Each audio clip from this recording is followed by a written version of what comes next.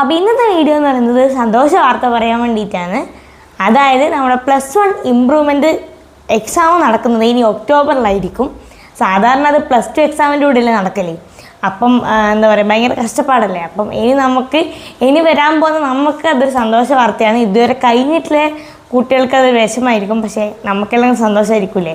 അപ്പോൾ ഞാൻ ഇതുവരെ വിചാരിച്ചത്, ഈ വാർത്ത അറിയുന്നതിന് മുന്നേ വരെ ഞാൻ വിചാരിച്ചത് ഇമ്പ്രൂവ്മെൻ്റ് ഒന്നും എഴുതണ്ടാണ്. കാരണം +2 പരീക്ഷയൊക്കെ +2ൻ്റെ പഠിച്ച് കഴിഞ്ഞിട്ടുണ്ടാവില്ല, അതിൻ്റെ ഇടയ്ക്ക് ഈ +1 കൂടെ പഠിക്കാൻ പോയി കഴിഞ്ഞാൽ എന്തായാലും കിട്ടൂല വെച്ചു. ഇപ്പം ഞാൻ വിചാരിക്കുന്നത് എഴുതിയാലോ, അഥവാ മാർക്ക് കുറഞ്ഞിട്ടുണ്ടെങ്കിൽ എഴുതിയാലോ എന്നെല്ലാം വിചാരിക്കുന്നുണ്ട്. കാരണം ഇനി എഴുതിയാൽ പ്രശ്നമില്ലല്ലോ, ഒക്ടോബറിലല്ലേ. പിന്നെ അത് കഴിഞ്ഞ് +2 പബ്ലിക് എക്സാം ആവാൻ കുറച്ചും കൂടി സമയമുണ്ടല്ലോ.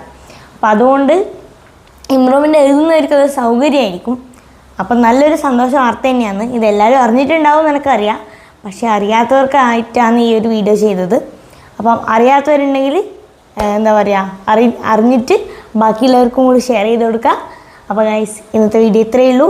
എല്ലാവർക്കും സന്തോഷമായില്ലേ?